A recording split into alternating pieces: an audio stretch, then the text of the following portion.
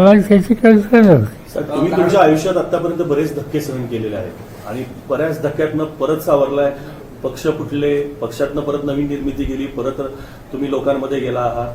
हा कितपत तुमच्या आयुष्यातला मोठा धक्का तुम्ही मानता आणि या धक्क्याला सावरण्यासाठी पुढची शरद पवारांची रणनीती महाराष्ट्रासाठी काय असणार? असे की निकाल का लागला, काल हा निकाल का झाला, आज मी तयार आहे.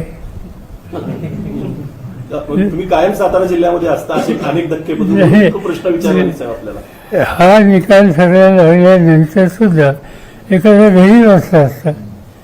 मी काही घरी वाचलं नाही. मी पुन्हा एकदा जी तरुण पिढी आम्हा लोकांचं काम करू इच्छिते त्यांना या सगळ्या निर्णयाचा अनुभव घ्यायचा कधी त्यांना असा सोसावा लागेल याचा अनुभव त्यांना कधी नव्हता. आणि त्यामुळे त्यांचा एक आत्मविश्वास वाढवला पाहिजे. पुन्हा एकदा नव्या धोरणाही कर्तृत्वानं पिढी उभी केली पाहिजे याच्यासाठी लक्ष केंद्रित करणं हा माझा कार्यक्रम आहे.